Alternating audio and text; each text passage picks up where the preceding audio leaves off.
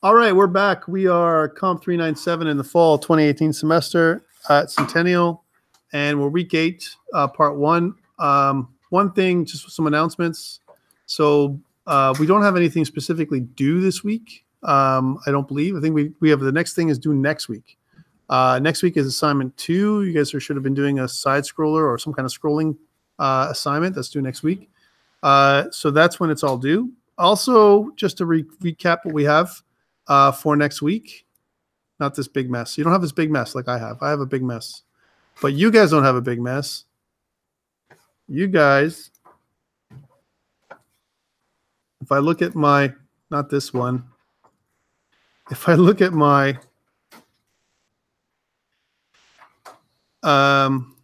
overview for the project,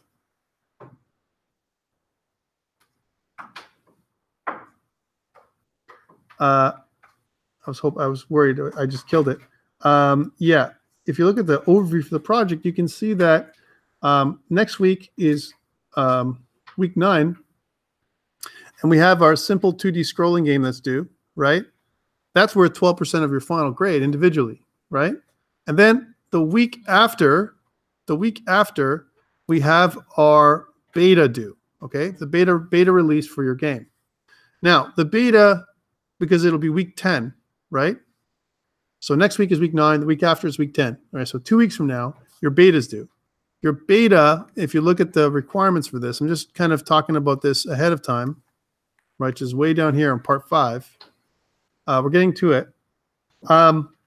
Your game should have, right now, your alpha release, all I ask for you to have is a start screen, an end screen, and a working level. Here, it's saying all your levels should be in place. And I agree with that. Try and get all your 3 levels working, all right? Now, you're not code complete at this point. All you're doing is you have all the blocks, the building blocks of your entire game should be done in a couple weeks, right? So anything you're going to add in, features or tweaks, that's from next, like 2 weeks from now until the end. So really, feature-wise, you're pretty much done. But the only thing I'm asking you for you to do is just tweak everything from week 10 on. So for the following 4 weeks, it's tweaking, it's play testing, it's sharing your game with other people, all that kind of stuff to see if it works. Okay, so please make sure that you have 3 levels. You should have 3 levels in 2 weeks from now, right? Because right now you should always have 1 level that works, right? Fairly good. Now, if you didn't work on your game at all in the break, which I fully expect you not to have done somehow, that means you need to get going on this thing and work together over the next week so that you can have your beta release done in a couple weeks. All right, so that's kind of the announcements for today. All right, so let's move on to what we've been left with. Last time we got together, I'm just going to bring up our project, right? So I'm going to go to GitHub for a second. Let's go to GitHub. Not this GitHub. Let's go to GitHub, Centennial GitHub. So yeah, we had the last thing was lesson 6 on GitHub. So F2018 lesson 6. We're going to continue with this one, right? So I'm going to make a new one, and I'm just going to find lesson 6 in this crazy mess of mine. Eventually, I'll clean up, I swear. The reality is that, there's so much to do. Here it is. And there's never enough time to get everything that I want done with you guys, but we're going to have a lot of stuff done by the end.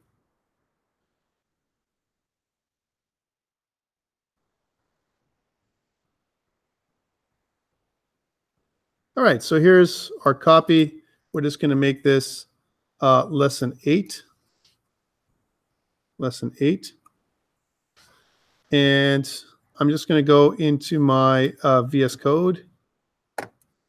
And what I'm going to do here is I'm going to drag and drop lesson 8 into VS Code so we can start changing some of the stuff. So one thing is the package should say lesson 8, not lesson 4. That's for sure. just for completeness. I think I haven't done that in the past. I didn't really spend a lot of time reorganizing this.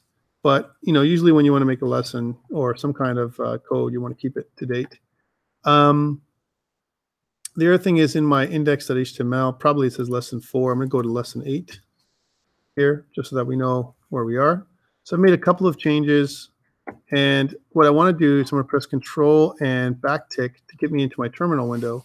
I'm going to remove my remote. So I'm going to say git remote remove origin, right? And what this will do is remove the origin from my files. And what I want to do is keep my commits, but I want to move my origin to a new project, a new repo up online. So I'm going to make a new repo. We're going to call it COMP397 in the fall 2018 semester, and it's lesson 8.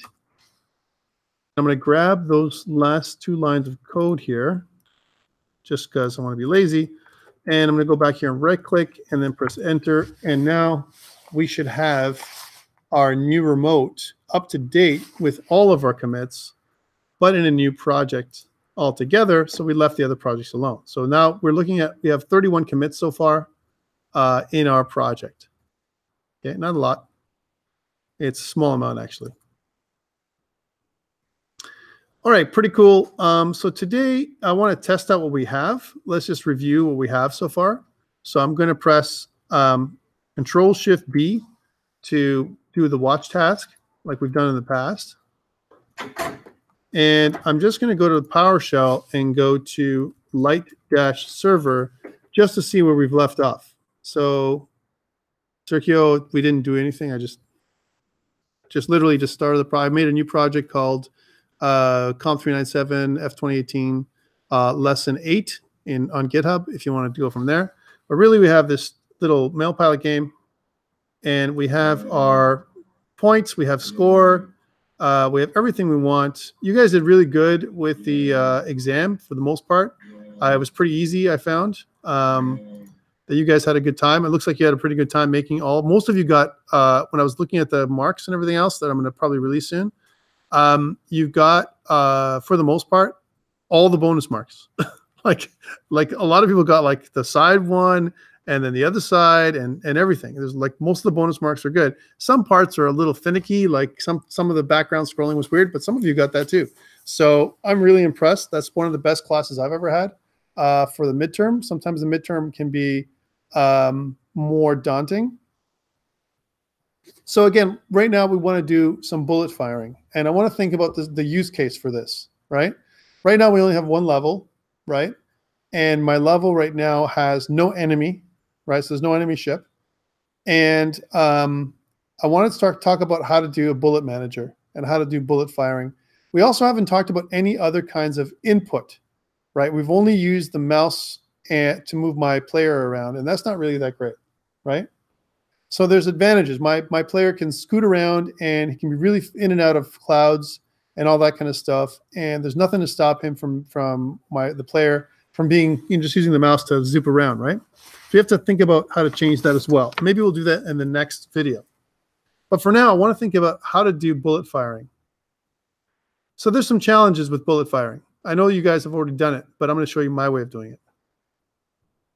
So the challenge with bullet firing is if I'm playing the game and if I'm pressing spacebar to fire the bullets, right now there's no bullets being fired, right? And there's no target for the bullets. So I need to have some kind of spaceship or an enemy that I'm going to introduce that I can fire bullets at. I can't really fire bullets at the clouds. That doesn't make any sense, right? But I can definitely fire bullets at other enemies. So I have to create an enemy ship of some kind, an enemy plane, right? Luckily, I do have some additional, I may have some additional sprite information for the enemy ship. So if I go to my desktop and I look at the latest version of my code, which is this one, in my assets, I have in my images, I have these things, right? So one thing I want to do today as well is talk about a little bit of animation. How do I do animation, right? And I'm going to need to do that, and how I'm going to make a ship that I can fire something at. Now this tile set comes from 1942, right? This is the tile set that's being used. So if I actually search for 1942 online, 1942 sprite sheet, I look at that, and if I look at any of the sprite sheets from 1942, right, I might be able to find some compatible enemies, right, that give me everything I need. Like this one right here. Here's 1942. Actually, 1943. So that's kind of cool. I've got a kind of a sprite sheet that I can use. Let's see what else. There's other ones I'm sure that I can find, but not the one I need. So I want to get this sprite sheet, and let's see if I can actually go through here and, okay. Mini clip. This is not looking good. Hoops and yo-yo. You want the Spreader's resource one. Spreader's resource. Where is it? Spiders-resource. Spiders.resource. Yeah, I can spell one day. This is cool. All right. That'll have it. Spiders resource, and you can just search for it. 1942. Mm-hmm. There you go. It'll have them in there. Oh, it only has those? That's it? Mm-hmm. Wow. Maybe one of the other results. I have them. I just, you know what? I don't know where I have them, but I do have them. I have all the stuff. What I'll do is I'll look at my previous versions of MailPilot, and I'll just bring it up. It's just, I don't want to search for it, but I do have them, and I'll share it with you in a second. So under desktop,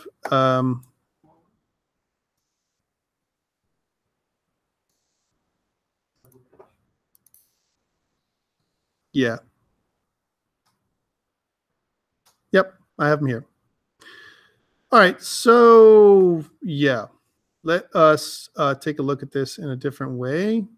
So I'll go to View, and I'll look at some, sure,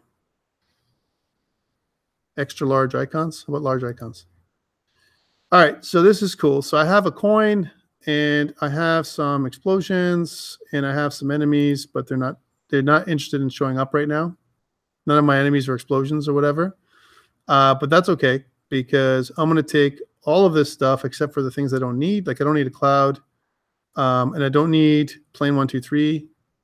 Although plane flash I will take. So let's just take the ones I want. So I'll take them all, and then I'll remove my cloud. I'll remove my click me buttons, my restart button, and my plane 1, 2, 3, and my plane. I got plane flash. I don't need the ocean, and all my explosions or the islands. That's pretty cool. I got them all, and I'll copy all this stuff, and I'll put it inside of a zip file. So I'll zip it up. So we'll just make it so it's zipped into an images.zip file.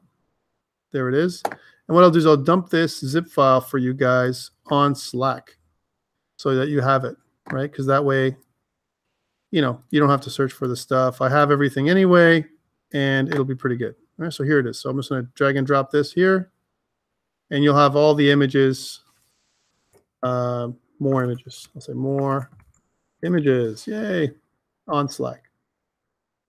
Okay, so there's the images. I'm also going to put these images up on GitHub. Let's do that one more time. So I don't need this. Oh, finally, they're starting to show up now. Finally, all of this. I need this. I don't need my island or restart button, or my ocean, or my images. And I think that's everything I need. Okay, so I'm going to copy all this, and I'm going to go to on my desktop. I'm going to have my latest project, which is lesson 8. I'm going to go into assets, images, and just paste that all in. There we go. So a bunch more assets. Yay! Again, this is not an assets course, so I'm not going to go through how to make them and all that stuff. But one thing we could do is if you go to the assets, and I have in my images, I have a bunch of stuff. One thing I do have is a bullet. That's what the bullet looks like. I need some kind of bullet asset that I want to make today. So inside of my scripts, inside of my core in my game.ts, I better include a bullet. So I'm just going to kind of add a bullet to the bottom of my objects. Doesn't matter where you add them in. Remember, this is just a preloader, so it'll add in everything you want. We'll just call this bullet. And we'll point to where it is. So it is under assets, images, bullet.png. So assets, images,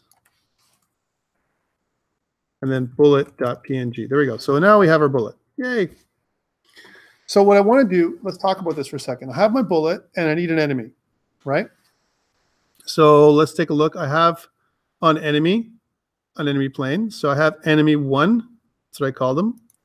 My enemy 1 looks like this camo plane, and he's big. All right. And I want to be able to shoot my enemy, right? So, and maybe my enemy is going to fire bullets at me too. How about that?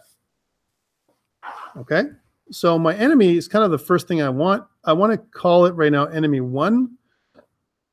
And that's what it'll be. So again, going back to my game.ts, I'm going to go here and I'm going to put in my enemy. I'm just going to call him enemy for now, but he'll be using assets, images, enemy1.png. Images, that's the one I have, enemy1.png. Okay, so there we go. So he's pretty preloaded as well. So first, let's make our enemy asset, or enemy, we'll add our enemy in there. So, but before I go forward with this, one thing to note is I've got all these files I just added in. So I'll say in my GitHub, I'll put this all to the staging area, and I'll say something like added more assets, more image assets to the game. Okay, so that way you can have a commit for that, and I'll push it.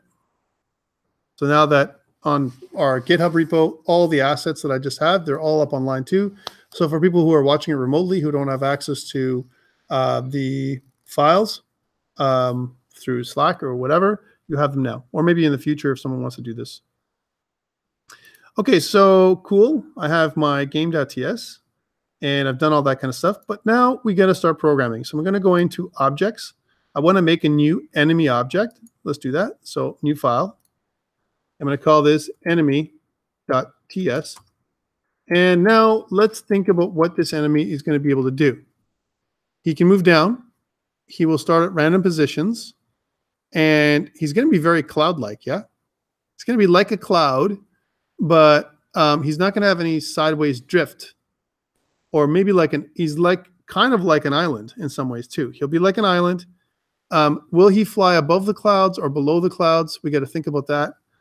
That's all stuff that's going to be like. So I could model him, the enemy, or after one of the either island or cloud. I don't think I want to give him any kind of, well, maybe I do. Maybe I want to give the enemy some drift as well. So I kind of want to make him like the cloud. All right. So for now, I'm going to kind of control A, all cloud stuff. And again, this is making my enemy work. We're not refactoring at this point. Yeah, I'm not making it a pretty enemy. I'm making just an enemy class. Yeah, so there's my enemy class. Instead of my super being putting in cloud, I'll make enemy. Okay, and I'm not changing anything yet for my enemy. I just want to add him in. So in my index.html, I'm going to go down, and he's going to be an object like a cloud. He's going to come around the same place where clouds come in and the other objects. So I'm going to say script source / scripts / objects / enemy.js, which will basically connect my enemy to my stuff. I have an enemy. It's ready to go. How? Because he's exactly what the cloud is. There's no difference. He's just a cloud, but just he's got a different skin. That's all it is right now, right? So he's going to move like the cloud. He's going to be like the cloud. You know, he'll even have a name that says enemy. I can even put him into the collision detection algorithm. So if I collide with my enemy, I can die. I'll lose a life.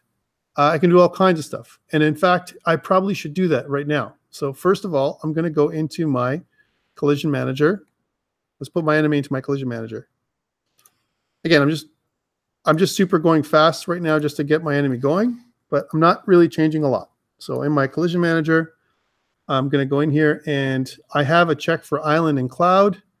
And then let's make another check for, again, let's just get rid of this for now to give myself some more real estate and so you guys can see better. Underneath my case for cloud, I'm going to make a case if my player collides with my enemy, right? So again, there's this case right here. So what happens? Well, I want to make an explosion sound. Uh-oh. I'm missing some other additional assets. I don't have an explosion sound, and I don't have a bullet sound. I need those two things too. Let's go back to the drawing board on this one. So here's assets, and I want to go back to my desktop, and I want to go back to my previous thing and grab some more assets. I need some sounds, right? I need a coin sound. I need a bullet sound. I need an explosion sound. I need a life sound. Get all those things. I'll copy them.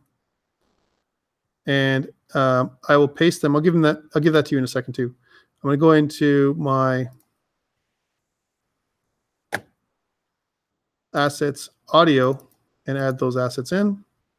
And then what I'll do is I'll also create a zip file of them, make a audio assets, and I'll go back to Slack for you guys and I'll publish those as well. So you have those audio assets as well. So more audio assets. There we go. So you guys can have all that stuff. Okay, there's your audio assets. And you're going to say, but you don't need them. Yeah, I do. Because I want to have, kind of complete. So I want to add in my bullet, my explosion for sure, and my life. The different kinds of sounds. Bullet is an MP3. So I'm going to go back to my core game.ts and add some more assets. So again, I'm just going to get my bullet sound. This is bullet sound. And it'll be assets, audio, and then it'll be bullet.mp3 if I'm not wrong. Bullet.mp3. Sure, put a comma there to add this into my stock. So that's the bullet sound, bullet.mp3. I also want to make an explosion sound. So we'll say explosion sound, assets, audio, and then I believe that is explosion.mp3. So again, explosion.mp3. So I got an explosion, I got a bullet. Okay. All right, so I've got these sounds, they're already good, but the first thing I want to do is get myself hit. So in my collision.ts file, when my enemy hits me, right, I want to make an explosion sound. Let explosion sound equals to create.js.sound.play, and then explosion sound.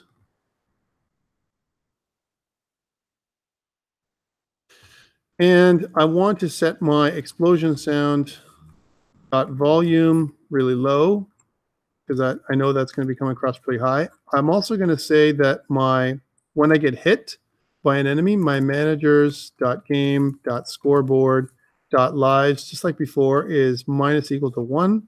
So I get hit and I lose a life, right? And it's very similar to what I'm doing here, but I'm going to have a problem, right? So this is the same as this so far. Cloud and enemy are the same, but there's going to be additional things here that are going to happen. And I want to keep them separate. So now this is interesting. So I'm checking for my lives here only for my cloud. But, I don't know if I really have to do it here. Do I have to do it here or can I do it somewhere else? Because I want to kind of check it every time. Every frame, I want to check my game's scoreboard lives when I get hit. If I do get a hit happening, whatever that hit is, I want to check to see that if my lives are less than or equal to 0. So I can just take this part out. What I can do is I can bring this outside of my switch statement, right? Because this is what my switch statement is. So this is my if statement. This is my switch statement. See, this is my if statement for my distance is less than total height. I'm colliding, right? So in here, I can do it here instead, right? So it's outside of my switch statement, but I did collide. Now, the only thing is it'll also check when I collide with the island and get stuff. But at least I won't replicate this twice in here with cloud and enemy. So this is something that I'm trying to optimize just a little bit today. All right, so I should be able to play. If I add my enemy to the scene, he should come at me. And if I hit my enemy, if he hits me, I die. Not yet, but I will. But I'm saying right now, this is what I can do. All right, so if I go to my scene, and if I go to my placing, and if I go to my placing, add my enemy, I'll add one enemy. So private enemy, which is of type objects enemy. There we go. And what I want to do here is just like I did before, I got to think about where he's going to go. So I definitely want to update my enemy. So I want to definitely do that. So I'm going to say something like this dot enemy dot update. So I'm going to update the enemy's position. I want to do that. And I also want to use my managers dot collision dot check. And I want to check this dot player with this dot enemy. I want to do that. Okay, so those things, my collision check will work. I'm thinking. And then I want to think about where to add my enemy in and when to instantiate my enemy. So right now I never instantiated my enemy. I've kind of, here's my cloud. I made a new array of clouds and I did that, but I never added my enemy in, right? So let's do that. I want to kind of do it. So is he going to be below the clouds like me or above the clouds? I think he's going to be above, kind of above me, or maybe below me. Maybe that's better. He'll destroy me and then he'll go below me. So this dot, actually that might look weird, but we're going to fix it in a second. Enemy, again, we'll see how that looks, is equal to objects dot enemy. And then this dot add child, and then this dot underscore enemy. So we've added an enemy to the scene. Yay. That didn't take long. Let's test it to see if it works. All right, so we're going to go back to our game and start. And yeah, there's the enemy. But it doesn't look right, does it? Looks like he drifts like the cloud. In fact, he's like really flying weird. I think what I like the enemy to do is instead of drifting right and left, I think I want him just to come straight at me, more like the island, right? Yay. Better sounds. Let's try that again. So, right? So if I hit the enemy, I die. Okay, so pretty cool. That whole mechanic worked, and look, it took like what, 5 minutes? Because we've got most of our stuff already built. Like we can add other things like this with some resources, right? So let's go back, and I want to do some changes to this. So first of all, I know I don't like the way the enemy moves. It's got to just have some basic things that work. I'm not asking for a lot. For example, my vertical speed, like my move, is okay vertically, but horizontally, maybe I just want him to come straight at me. So this is going to be gone. When he resets, that means he doesn't really care about horizontal changes. It will only need to be vertical speed changes. So he'll be a fast or slower enemy. That's okay. I think that's pretty cool. I think it's enough. So if I just change those two things and then maybe get rid of this horizontal speed. What else? Sorry, you were pointing at something. You have the X in the reset. In the reset, vertical speed, X, math floor, yeah. Math.random. Yeah, you need this because that'll be a random position on the top of the screen.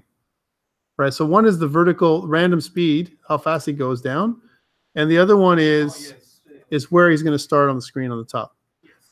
So here's something we can think about though. Vertical speed, is it going to be faster than the cloud? Is it going to be slower than the cloud? You know, I mean, this is pretty fast. It can go as fast as the cloud, like 10, or as slow as 5. So we can add some variation in here. Like maybe what we want to do is make him like from 4, a little bit slower than the cloud, but you know, maybe from 4 to 8, you know, or something like that. So he's not quite as fast as a cloud coming down, but he can be as fast as 8 pixels per frame as an example. All right, so I'm just changing this up a little bit to make him a little bit different. All right, let's try them out, see what happens. So first of all, let's save everything, make sure that these are good. Good, and let's see how that works. There's my enemy. Okay, that looks kind of weird.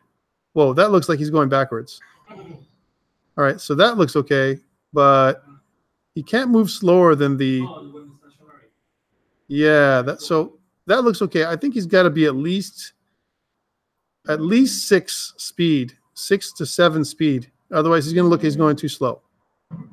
All right, so let me just crash. That looks like he's going backwards, right? So 4 plus 0 means he can actually go 4 if it's 1 to 4. So let's go back and change that. Let's make it so it's 6 and plus 2. So kind of a little bit of variation. So at least 6 plus 2.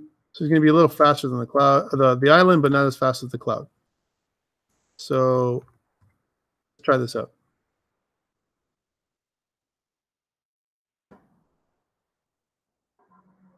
Nope, that looks pretty slow still. Looks like he's moving backwards. The problem is the sea. The ocean is too fast. It's 5. Yay. So that's weird that that's happening. Let's just go back. Oh, I know what I'm doing. I'm being silly. Hold on. It's going to be the other way around. It's going to be 2 and then plus 6. So at least 6 and then plus 1 or 2. That's what it's going to be. All right, let's try this one more time. So at least 6 Yay. plus 1 or 2. Could be as fast as 8, but he's never going to be slower than the Yay. than everything else. Okay, so that's pretty cool. Yay. He's not really firing right now. Yay. And I can, if I avoid him, if I don't smash into him, right, then I can live. But I want to be able to destroy him because he's going to be a nuisance, right? So first, let him cast his bullets down on me. So if he hits me with his bullets, when he sees me, I want him to be able to fire his bullets at me, okay? Maybe we just make him for now. He'll always fire his bullets.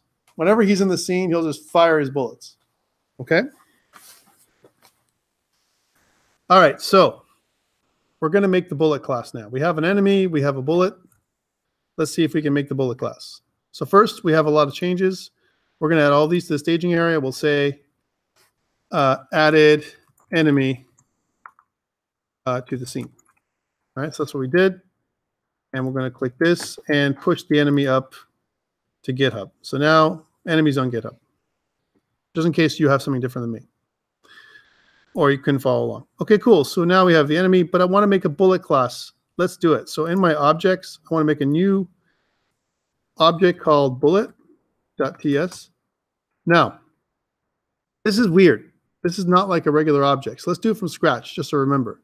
So I'm going to say module objects, export bullet, right? Which is going to extend export class bullet, which is going to extend the create.js bitmap class, right? That's what, or we want to make it a game object. Maybe you make it a game object.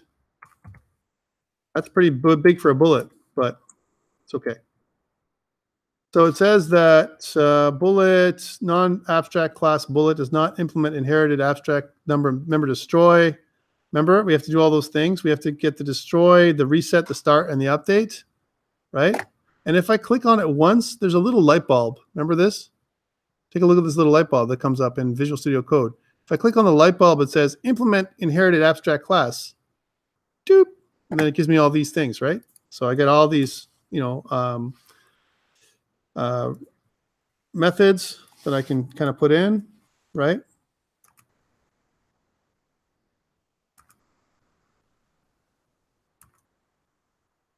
making some separation here. What am I doing? I meant to make some separation here. And let's make this, like, just analyze this a little bit better, make it better. There we go. So we got reset, start, update, destroy. These are all the things that I have with my bullet class. I don't know if I need a main at all, but I definitely need these things. And I also need a constructor for my bullet, right? So I'm going to say that constructor, which is going to pass in my super constructor, which is going to need an image string. I'm going to call this bullet. So my constructor is going to call my start method, right?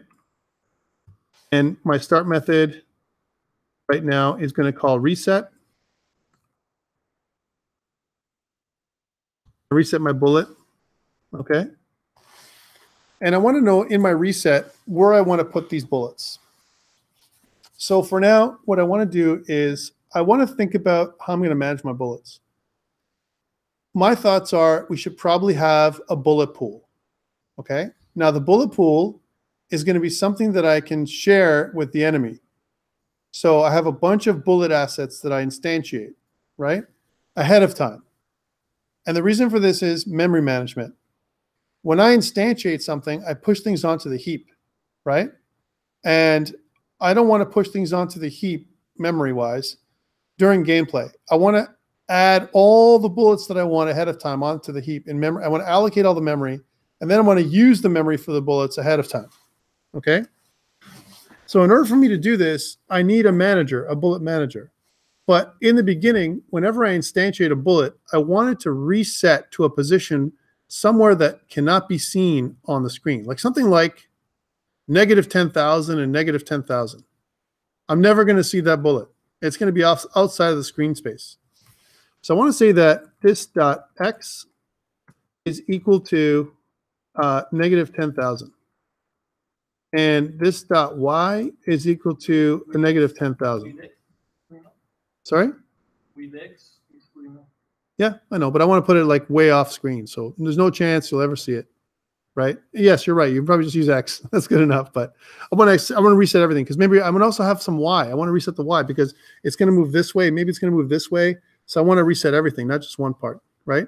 Because the Y might be in the same spot. And this keeps everything together. Okay, so all my bullets be in the same place this way. Okay, cool. So I reset the bullet. It goes to this -10,000 space. Okay, cool. Now, on update, when the bullet is running, right? I want to, when it's instantiated, it goes to reset. And then what's going to happen is I want to move the bullet. But the bullet is going to need a direction. Because I can fire bullets from both my ship and from my enemies, there's going to be different directions, right? I can fire the bullet up or I can fire the bullet down right now. That's the way I can do this, right? So what do you propose? How do you think I should do this thing? I want to reuse this bullet over and over again. Maybe what I can do is I can also tint it. I can tint the bullet so that it looks different color for my enemy and different color for my player or a different size, whatever I want to do. But it really depends on who's firing the bullet.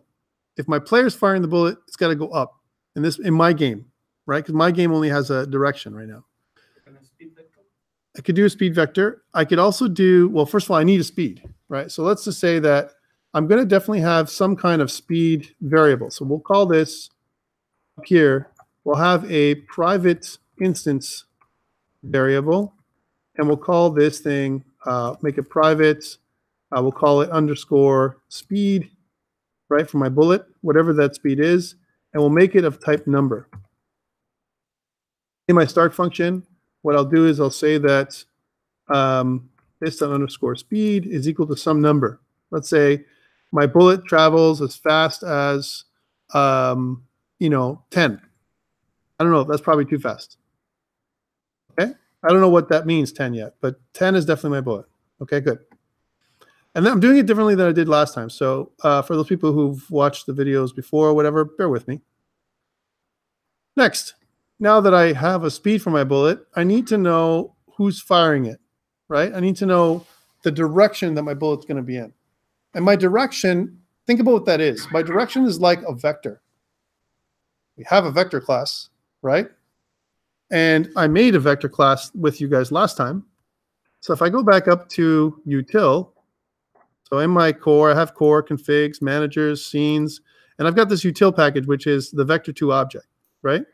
And vector2 has some static methods. I've added add and subtract and so on. I want to add another static method that is up and down. So I want to up, when I call up, then it creates a vector that is in the upwards direction. So public static, this is in my util class under vector2.ts, by the way. Public static up, right? My up vector. Actually, let's make it up like this time around. Dot up. Yeah, I think I'll do it this way. And what I want to do is when I call the up vector, it's going to return a util.vector2 object. Okay, and the new vector2 object it's going to return is a new vector2 object that gives which way. So which way is up in our game? So our x is 0 and our y is -1 because up is negative in our game. So this is -1. We don't want the user to know or care about that. All we care about is up means up. And public static down is util vector2. It's going to return that. And we're going to return a new vector2 object that is down, 0 and then 1. Okay? That's the vector that's going to return. Let's just do the rest because you know what? We might have a call someone in the future that needs a write.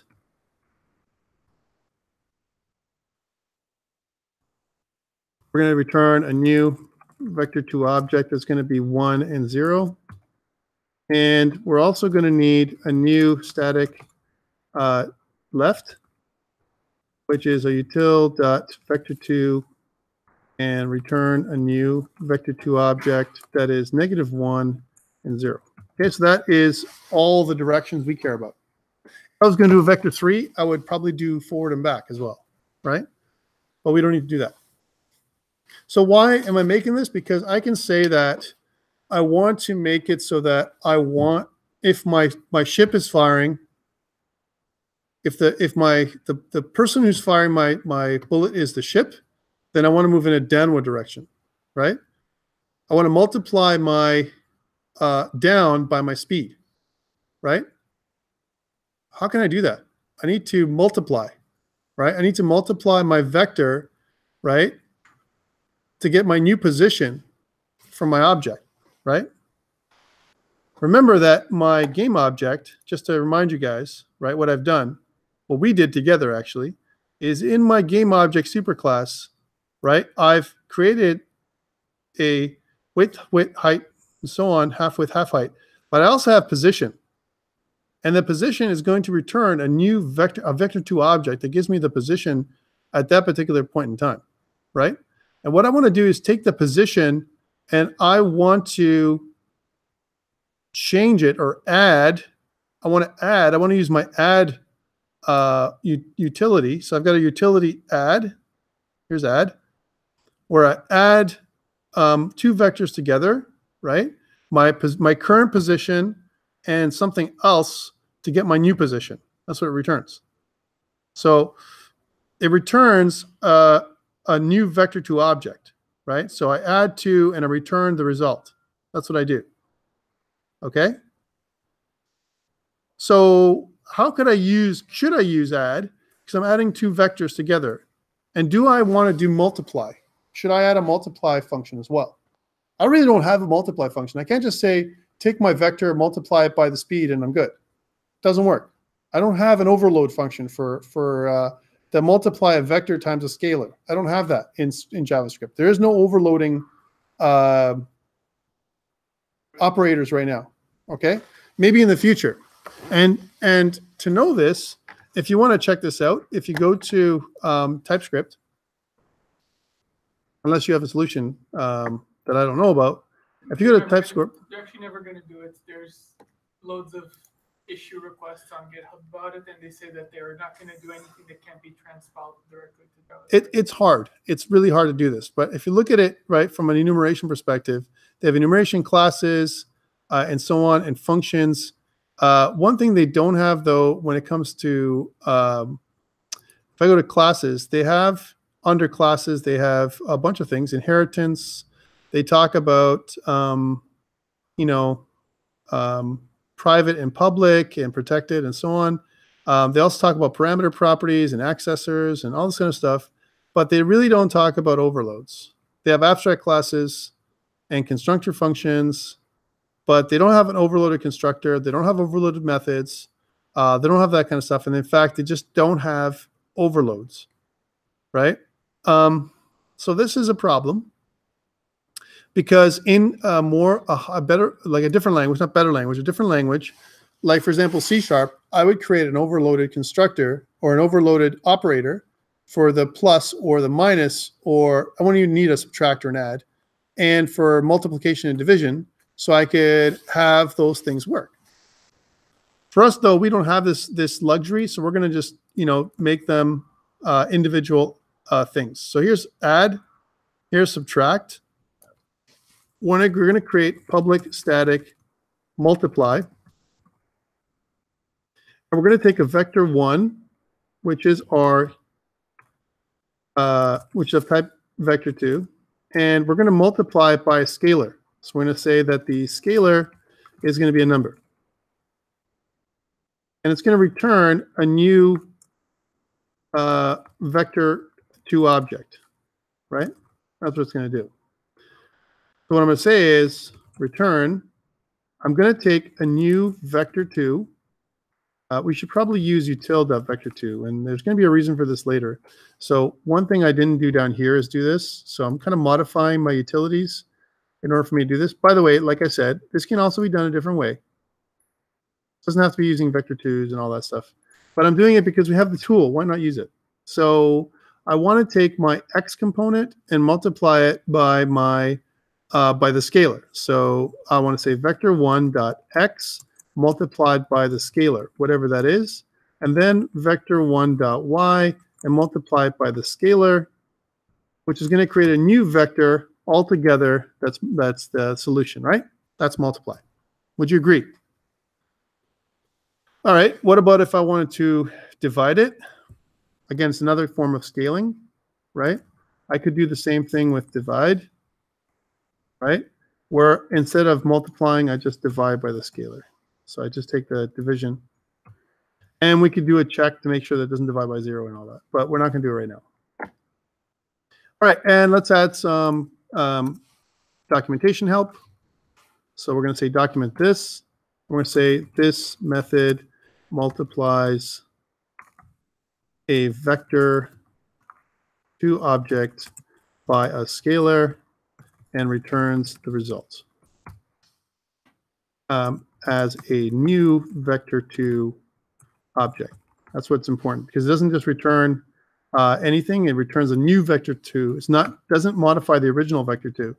Just returns a new one. Okay, that's important to note.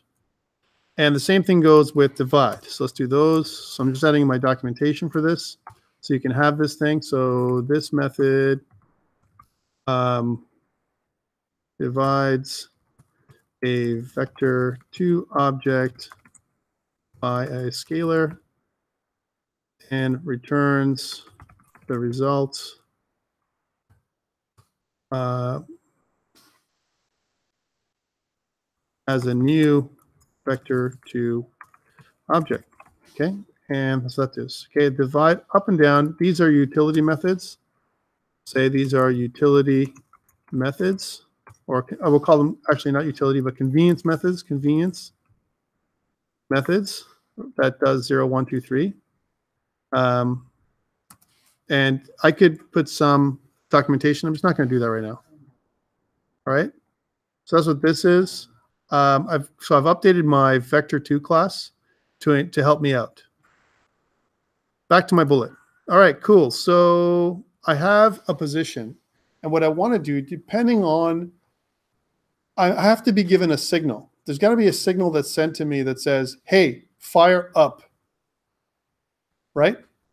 And I want to use a setter for this. I want to have a set method that sets the firing direction up, okay? Or sets the firing direction down. Okay, so the way I can do this is I can have a, now this is me. Actually, I should ask you, okay? I want to be able to record the direction that the bullet has been, that is being sent to, right? And the direction, as long as the bullet's alive, is not going to change. Once I set the bullet's direction, it's going to fire, it's going to keep going in that direction, okay? So what do you recommend, gentlemen? In the update function, it's going to check what the direction is. And if the direction is up, it's going to multiply up by the speed, right? And that's going to be the new position, right?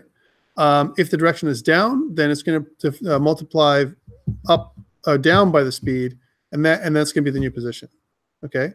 So I need to record what the direction is for the bullet, right? So one thing I need is some kind of private member called direction. However, what type is direction going to be? That's the thing. Direction is a Vector. it could be a vector too. I just don't know what it's going to be, right? Yes, because you have a vector 2, you can actually. I can set the vector 2 to a direction. Diagonal. That's perfect, right? And so I don't have to care about what it is, right? I just need to know it's a vector 2. So it's going to be a util.vector2 object, right? And what I want to be able to do is create a getter and a setter for this. So I want to make get, right, direction. And what it's going to be is it's going to return a util.vector2 object where it's going to return this dot underscore direction. So that's one thing I want to be able to do. So that's the getter for the direction. And I also want to set direction where the new direction is going to be of util.vector2 object. And what I'm going to say is that this dot underscore direction is equal to new direction. And that's what's going to happen. So direction. In my constructor, do I want to set the direction vector or in my start? I think I do, but I want to make it no direction in the beginning, right? So I want to say that I'm not going to make a default direction. I'm going to say that this dot underscore, or sorry, this dot direction is equal to a new vector. Actually, I'll make it so it's 0. There's not going to be a direction. And that means I need another convenience method. So I've got up, down, right, left, and multiply, divide, and all this kind of stuff, and add. But I don't have 0. I want to have like direction.0. I mean, I could just make it the other way and leave it the way it is, but I want to call it 0.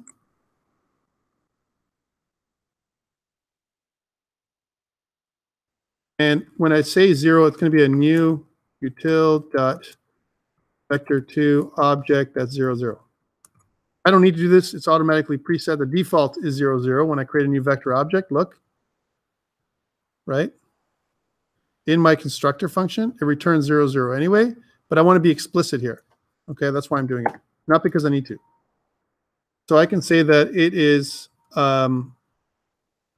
it's a new object that's a vector2 0. So I can say util.vector2.0, right?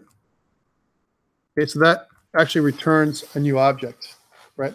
So it's almost like a vector factory. That's what I'm doing. I'm creating a vector out of the 0. So it's actually setting it to 0 in my direction.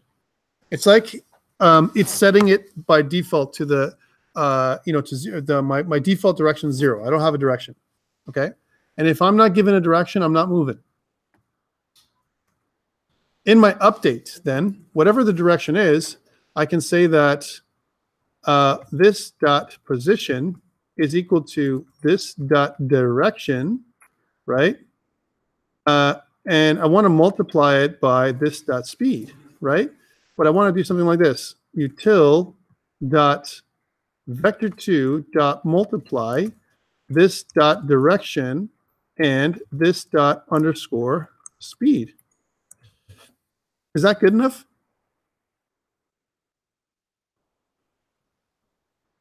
So I'm saying, hey, my new position, I'm going to take my, whatever the position is, I'm going to take my direction and multiply it by speed, and then I'm going to get it back to this, right? But then that's no good, because that just gives me the new, that's just give me a, it's always going to be the same, right? I got to add this to my position. I'm going to multiply it, and I got to take it and add it to my position. So this is good. This is the new position, actually. So I'm going to have to declare something like this. I'm going to say, let new position, let's just do it in 2 lines, okay? I can do it in 1 line, but let's do it in 2 lines, okay? New position is equal to this, and then I'm going to say position, this dot position is equal to util dot vector2 dot add this dot position plus new position. How's that? I know it's in 2 lines, but it is what it is. So my new position is going to be this. Yay. And you know what? This seems like a lot to put in my update all at once. I think this might be a good chance to put it into a function called move. So I'll make it a private, some private methods. And in my private methods, maybe I'll put my private methods before my public methods. How about that? That's typically what I do. So let's say up here, say private methods.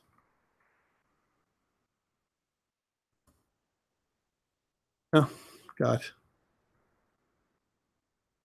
And we'll say that what I want to do is move. So I'll say private underscore move.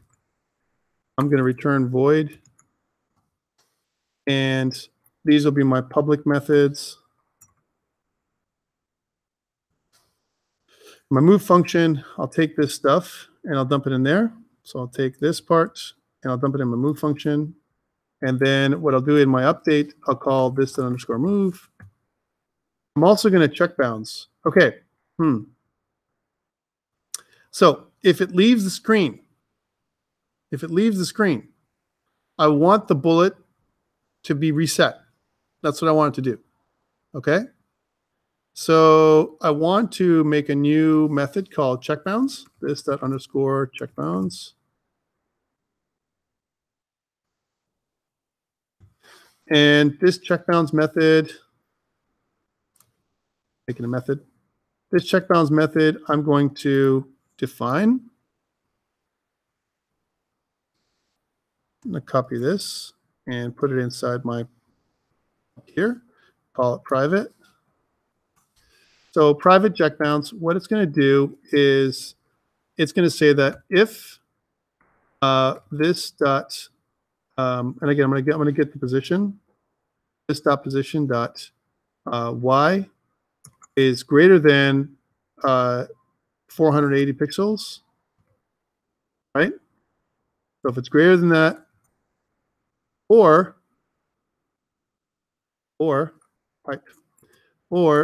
this dot position dot y is less than 0. Somehow it's off the screen one way or the other, right? One of those 2 conditions. Then I want to reset. And this dot reset back to where it came from, which is what we said before, which is negative 10,000 and negative 10,000. Okay?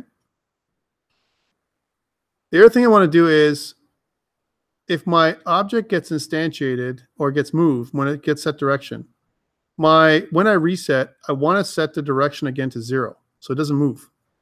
So I want to do that by default. So the reset method doesn't just set the direction to the new direction, but also this dot direction, as an example, is equal to util dot vector2 dot 0. And that means if I did it here, I don't have to do it here because I reset it anyway. There we go. Then my reset, I get this. My direction is 0. That's cool. The other thing I want to do is I want to set so that the bullet is going. So I don't want to check my update. Even if my update's called, I don't want to check my position and do all that calculation or try and reset the object or do check bounds unless my bullet is in play, right? So I want to set a flag that says my bullet is in play or not in play. What do you think of that? Because I don't want to check the bullet update unless I need to. Otherwise, it's always going to check, right? So I'm going to make a little flag for my bullet. That's going to say is in play, right? Which is going to be of type Boolean. And by default, when I start my system, or when I reset, as an example, I'm going to say that the bullet is not in play. This dot, and you know what? I'm going to be able to set. I need a setter and a getter because I want to be able to set this as a public possibility. So public properties set. So actually, we'll do a getter first. Get is in play, which returns a Boolean and returns this dot underscore is in play. And we'll also do set is in play to this dot underscore is in play is equal to new state.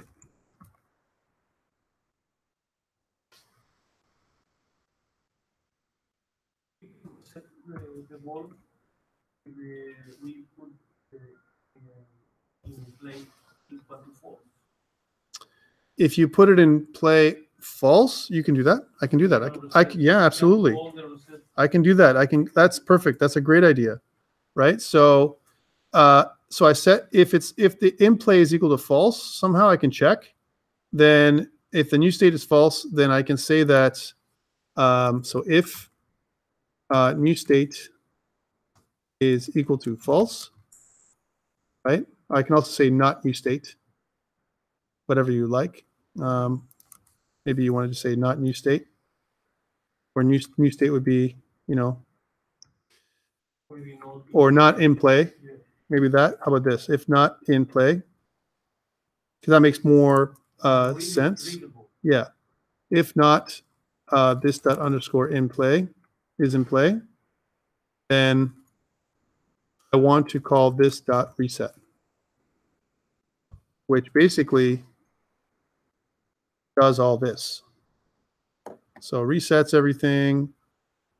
And by default, I got to be careful here because I want to originally set that it's false. And this is the only time that I'm going to take that this in play is going to be false by default. But if that's true, then I can get rid of the reset. So I can say something like this. I can say that this dot is in play is equal to false. And that would do this plus the reset function, right? If that makes sense. It's a little bit convoluted and you may not see it, but I don't need the reset in my start anymore. Because if I call this in play is false, then it's going to make my reset trigger. Okay? Here's my constructor function. To call the reset in the checkbox, instead of call to the reset, we can put in play. Yeah, that's really cool too. That is really fine. That's actually a really good idea. A little bit of optimization, but what the hell? It makes sense, right? So yeah, let's go into check bounds. You got it. So instead of reset, we can just say it'll do one. This dot is in play is equal to false. There we go. Now, what about if it's in play? If is in play is true, well, we ignore this, right? We ignore that this part, the if statement. But we, in our update condition, we can say that the only time that we check is if this dot is in play, right? So we'd say if the bullet's in play, and check to see if it moves and all this kind of stuff. Otherwise, don't check. Whew, right? Again, it's a little bit different. I'm trying this out a little bit differently this time because I want to, you know, have an opportunity to use this bullet, reuse the bullet for both the enemy and the player.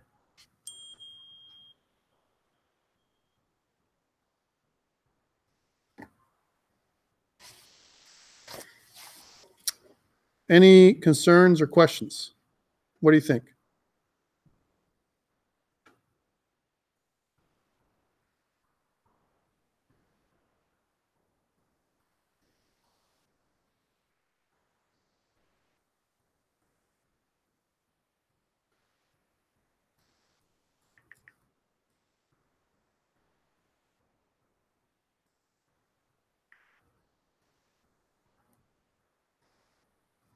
So I think we're good. All right, so now that we've done this, we can check it out. So what I want to do is I want to have this bullet looks like it's complete. I'm going to put this up on GitHub. We haven't tested it yet, though, but I want to try and put it up as is, right? So a couple things I need to do. One is I need to go into my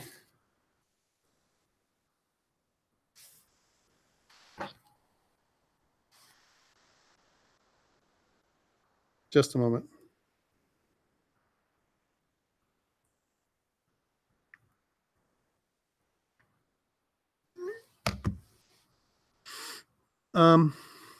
So I need to add it into my my package here. So this is where it is. So I got my enemy. Now, curious, should my enemy know about bullet? Probably. Should my player know about bullet? Probably. So I probably want to put it up here, like somewhere before my player, just to be safe. I probably don't need to, but like I said, I like to be safe in terms of who needs to know about what from a dependency perspective. All right, so it's going to go up about here in my code. All right, so my bullet's been added. That's good. I'm going to say that. I'm going to stage all this stuff. I'm going to say added bullet to bullet class. And I updated the vector class, but I'm not going to put that in. Theoretically, I could have had two separate updates here, but again, all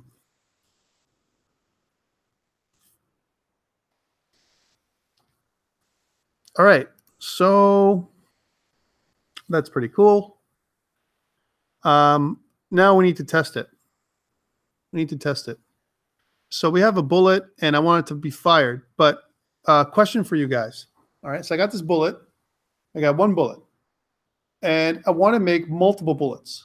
Instead of one bullet, I want to have enough bullets for me to fire and enough bullets for enemy to fire. Let's suppose I can fire 50 bullets, in a screen, 50 bullets. I want my enemy to fire 50 bullets, approximately. I probably need about 100 bullets, right? And this is without any kind of tinting. I haven't changed the bullet tint or anything like that. And we can look into how to do that. There's a way, right? Maybe I want to make their bullets more redder and our bullets more greener, as opposed to something else. So it's different kinds of bullets that we fire. But I want to do that programmatically somehow. So I want to kind of tint the bullet somehow, if it's possible. It may not be possible. We may have to change the sprite. That might be easier. Okay. But for now, let's just think about this. So for now, I just want to fire the same bullet. It'd be nice to have a bullet manager to do this. The bullet manager is going to manage all the bullets that are in the screen, right? So they're going to update all the bullets every frame if they're in play. It's going to check to see if the bullet's in play. And if the bullet's in play, then what it's going to do is it's going to update the bullet, right? In that case, if I'm going to check it this way, if I want to know that it's in play, right? Or do I just want to click, call the update function? I can just call the update function on the bullet for every bullet that's in the game, and then it's just going to update the positions of the bullets. And if they're not in play, they won't get updated, right? So the bullets kind of take care of themselves. So I want a new bullet manager. Now the bullet manager is going to instantiate a bunch of bullets in the scene ahead of time. And they're going to probably be done somewhere, you know, where it makes sense. The bullets probably want to be underneath the clouds, right? But above both players, the player and the enemy, okay? And that's why I want to kind of do them all at once.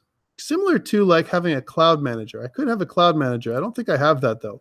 So if you think about this, here's my managers. I have my game and my collision and all this other stuff, but I really don't have a bullet manager. Now I don't have to do it. I could go into my scene, and if I just want to make them work, if I go into my my play scene, so let's go into my scenes for a second. So actually, let's just close all this stuff down. It's driving me crazy. And go to here to scenes, and I go to play. And in my play scene, what I can do is I can do the same thing I did with my clouds. So I can make, instead of clouds, I can call it bullets. I mean, I could do that, right? So without making a bullet manager, I'm going to kind of explore both with you, okay? Because there's two ways of doing this thing. If I make private underscore bullets, which is of type objects.bullet, bullet array, right? That's what bullets are. And what I want to do is in my bullets, when my start function, I want to fill the bullet array with bullets. So fill the bullet array with bullets. So I want to explore this with you for a second, right?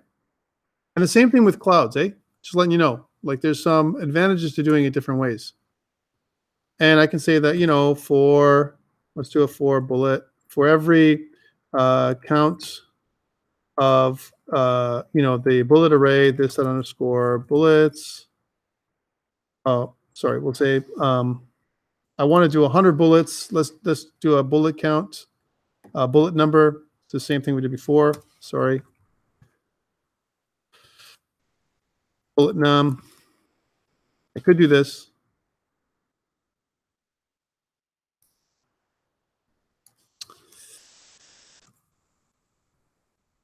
Okay, count plus plus, and what I want to do here is I want to say that this underscore bullets count is equal to a new objects.bullet. Okay, that hasn't been added, just creating a new bullet, and for however many bullets I want. So this creates all my bullets, and you know, whatever. I can say that somewhere in my start method, I could say that the number of bullets. Let's just say that this underscore bullet num is equal to 100. Make 100 bullets. Okay. So every time I need a bullet, in this case, I don't want to instantiate a bullet unless I need it. And here's a challenge, right? I want to add the bullets to my scene at the right space, right? But they're going to be all not in play. By default, the bullets are not in play, right? That's how I made them. But I want to instantiate them now. So I want to say that. So I added my clouds. I do all the stuff that I did, right? As an example, I do my updates. What I want to do is I want to update my bullets just like I did my clouds. For each bullet, I'll say something like this. This is where we're going to get into some trouble, okay? I'm just showing you so you know, right? So for my bullets, for each, let's do the long way. For every bullet in the scene, what I want to do is I want to say bullet.update, bullet.update, right? And then I want to check to see my manager colliding with my bullet. For now, I'm not going to do that. I want to make my bullets work. Okay, so my bullets are going to update every frame. Okay, great. And then down in my main, I'm going to say somewhere below the clouds and above my player, I'm going to make the bullets. I'm going to say this underscore for each. We'll do the same thing. We'll do a for each. For every this.underscore bullets for each bullet. In bullets, we're going to add the bullet to the scene. Add child bullet. So it does. Okay, good. So we add a bunch of bullets to the scene. Adds 100 bullets to the scene. Okay, great. Now, I want to fire a bullet. My enemy wants to fire a bullet. What is it going to do? How does it fire the bullet?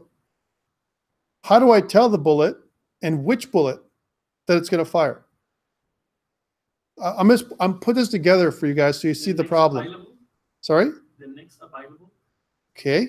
Like But I don't know. tool that I don't know which one it is, right? Which one is available? Like, I'm looking at the bullets, and do I have to search for the one that's not in play? we can put like a pointer. Okay. And we can move it forward. Okay. And we can make it circular. What's going to manage that pointer? We should just have a managing. Yeah, right? This is crazy because what's going to happen is if I tell my bullets to do this, right? Now, I'm just saying, right, that if I create a management class, then the manager can take care of my bullets, move them around, check the pointer. Otherwise, I'm going to have to do this all in this class in my scene. And then what if this is my scene number 1? What if I have bullets for scene number 2, scene number 3, scene number 4, scene number 5? I'm going to have bullets all over the place. Every scene is going to have bullets, right? So for me to do this every single scene is code duplication, right? I can do it once inside of a bullet manager. In fact, I may want to think about doing a cloud manager as well. Not now, but I may want to. So this is no good. This is not going to work the way we want it to. Not like this, right? So I just wanted to point it out. I could do it this way, but I never explained it the last time around. I said, like, you need a bullet manager, but I never told you why you need a bullet manager. Now, bullet managers come with their own problems, just like everything else, right? So I make a bullet manager class, it's going to have issues, right? Because it needs access to different things that right now in the scene it has access to already, but I can foresee having problems later on. All right, so let's make a new manager. A new file. We'll call it bullet.ts. So this is going to be module managers, and we're going to export, the class bullet. Does it extend anything? No. It's going to have some private instance variables. It's going to have some constructor. It's going to have some private methods. It's going to have some public methods. It's going to have some public properties, potentially. All this is potentially. But this bullet manager is going to manage bullets. Okay, now let's do that again. So private underscore bullets. Going to have a bullets bullets array, which is going to be of type, right? Objects.bullet array. That's what it's going to be. And of course, I need some public properties to access it. So I'm going to say get bullets, right? I want to get bullets because I want to get the array, right? And my bullets is going to return a objects.bullets bullet array. That's what it's going to do. And it's going to return this.underscore bullets, a reference to the bullets array. That's what it's going to do. Same time, I'm going to set bullets. And we're going to say new, if I need to, new bullets, bullet array. We'll call it new bullet array, which is of type objects.bullet. Probably not. It's probably never going to happen. I'm going to have to use this class, a setter. But hey, you never know, which is this.underscore bullets is equal to new bullet array. New bullet array. Chances are never going to have to use the setter. It's probably just going to be a read-only property. But for now, let's leave it in play. We never know. Okay, so we got our private instance, we got a public property, and we need a constructor. So we're going to say that we're going to have the constructor function. And right now, all we're going to do for this particular thing is it's going to call the start method, this.start, which doesn't exist, that we're going to create. Of course, it doesn't do it for us. Let's just make it here. So we'll make it public.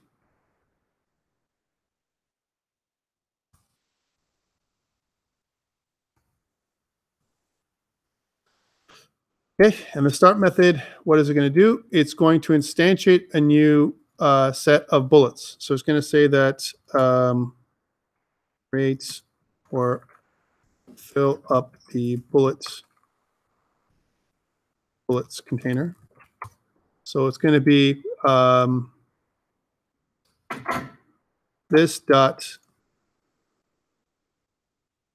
bullets. This is the first time we're going to use the setter, is equal to a new object, a new array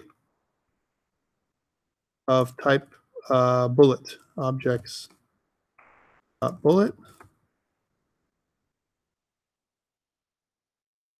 What did it do there? A new array of objects.bullet. That's going to create the new container. So actually create the bullets container. That's what it's going to do.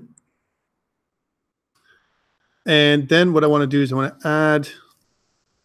to fill up the bullets container with new bullets, right? So I want to say this dot for, yeah, I also want to know how many bullets I need. Private underscore number of bullets is of type number. And I want to have some setters for that. So I want to say set. Actually, we'll call this bullet num. Bullet num. So set bullet num.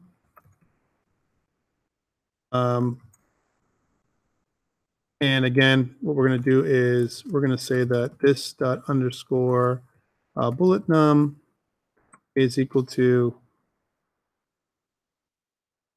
number of bullets.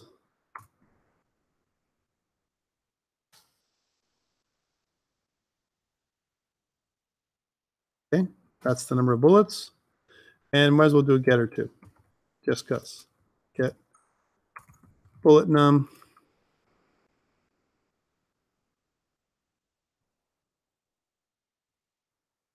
Return this dot underscore bullet num. There we go. All right, so that is number of bullets. So whatever the bullet number is that it gets set, then we can say that we can do a for each loop, or a for loop, I mean. So we'll go for, and we'll say that count is equal to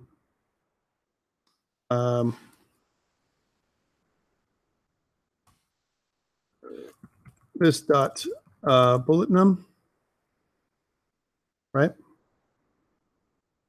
And we'll say that this dot bullets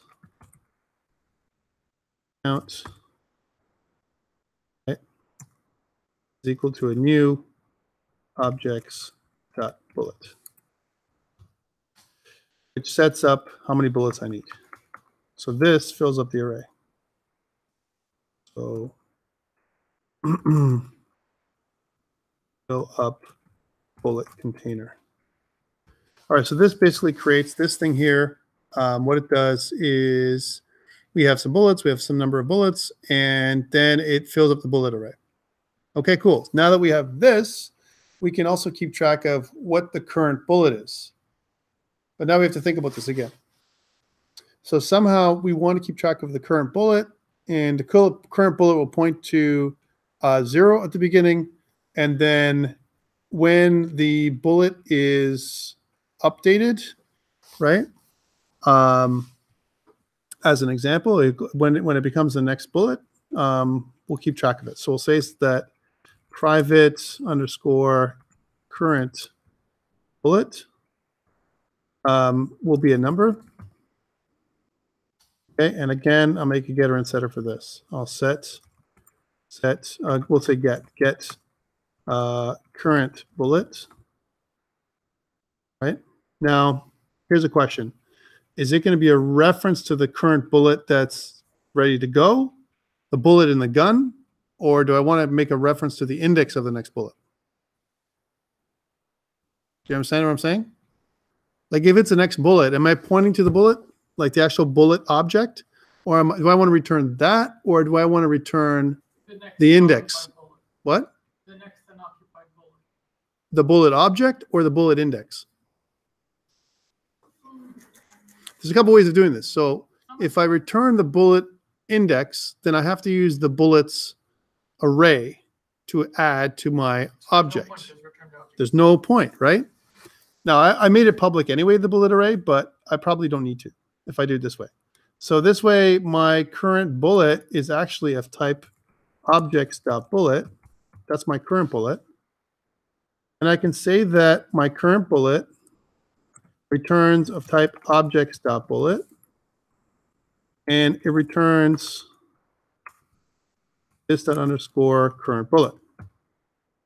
Then what do I make a setter to? I probably don't need this, but this might be another call for a new bullet pointer, which is of objects.bullet. We'll say that this dot underscore current bullet is equal to new bullet pointer. Okay, cool. So that's my current bullet. And what I want to say is that in the start, when we first start off, the current bullet will be the first bullet. I'll say that. This dot current bullet is equal to the new bullet pointer, which is going to be this dot bullets 0, the first bullet. So set the current bullet to the first bullet. That's what that does. Great. So that is going to set up the first bullet. That's where the pointer is going to be looking at. And then what I want to do is every time I fire a bullet, I call for a bullet. I want to update my current bullet to the next bullet, right? So how do I do that? So when I want to fire a bullet, I want to do a couple things. I want to fire a bullet and set its direction depending on what it's going to be, right? And I want to be able to set the current bullet to the next bullet, right? But I also want to check to see if the next bullet, as an example, is going to be the end of the array, then I want to go to the front again. Right, so I want to keep going, but then I want to keep checking to see if the next bullet is the current bullet and go up to the next one, right? I also want to update each of my bullets in an update function. So I don't have that, but I want to make an update function. So before I do this other thing, I want to say that I want to make a new public update function that is going to update each of my bullets. So for each, and inside this dot bullets, I'm going to say that for each bullet in the bullets array, I want to call the update function. So I'm going to say that bullet dot update. So there's my update function. So when I call my update function on my bullet manager, all the bullets get updated. Okay.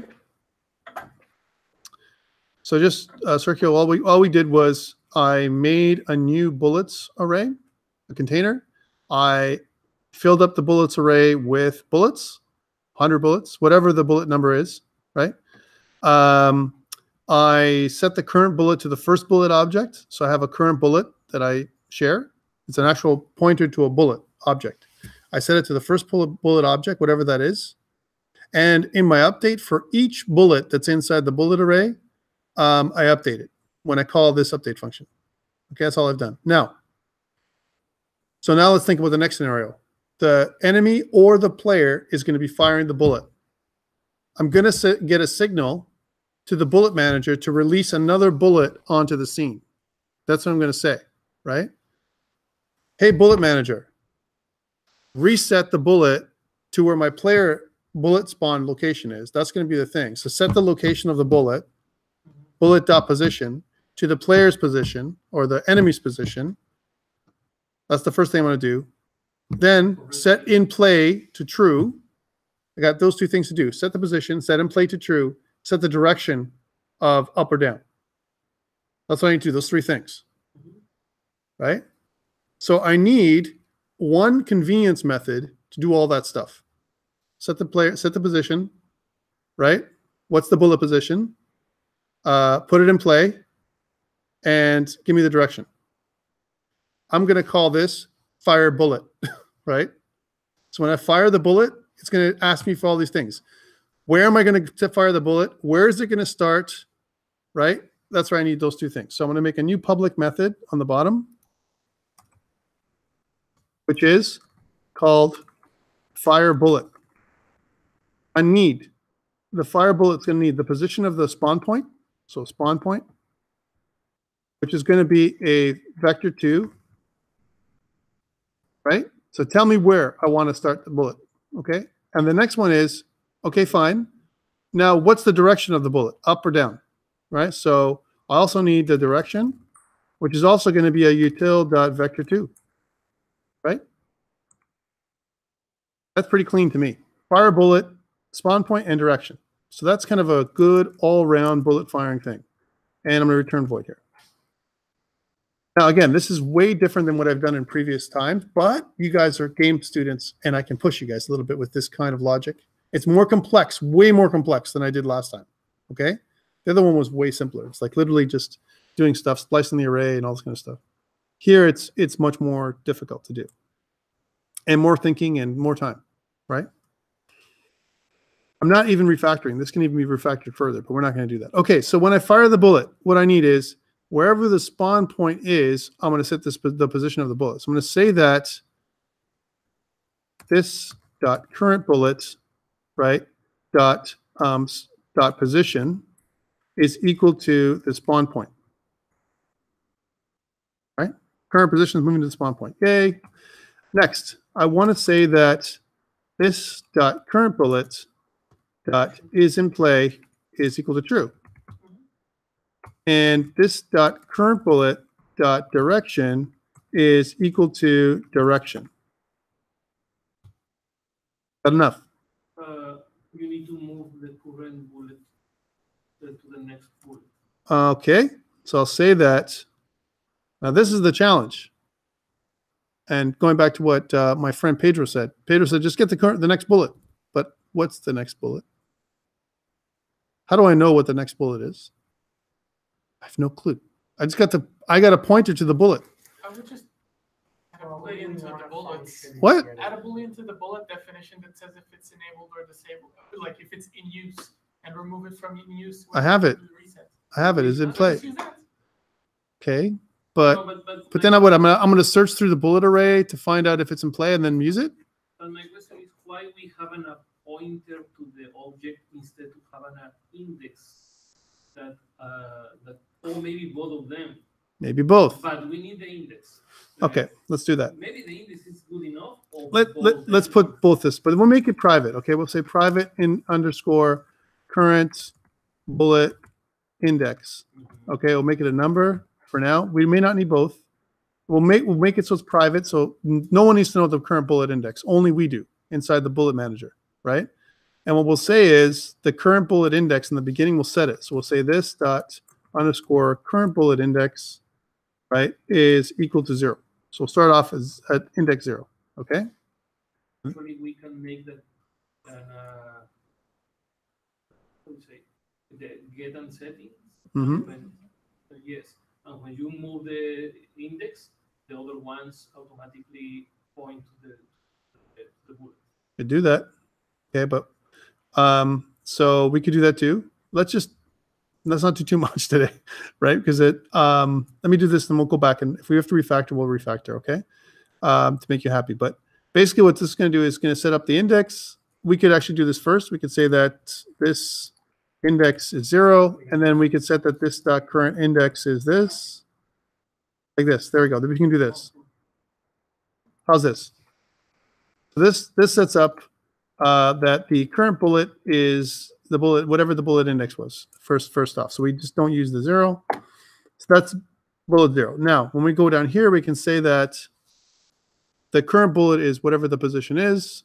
We'll say that this current bullet index, right, plus plus, and we'll say that first we'll update the index, and then we'll say if the current bullet index is greater than, if current bullet index, right, if the current bullet index is greater than, now the length is going to be of the object -1.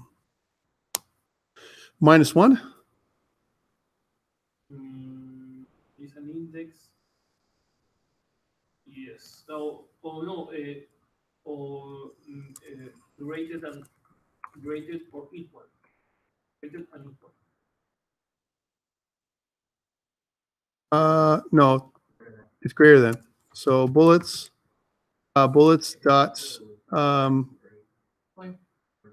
length.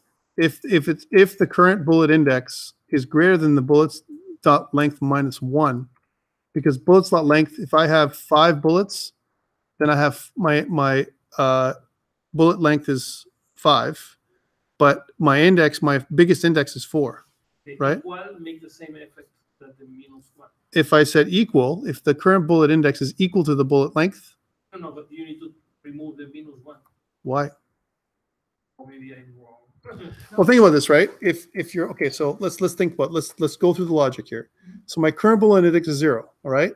And let's say I only have 2 bullets, right? So I have 0 and 1. Okay.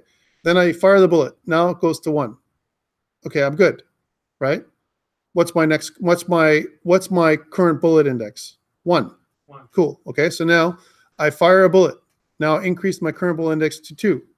Right? If my current bullet index is equal to my bullet's length, which is 2, I can say equal, right?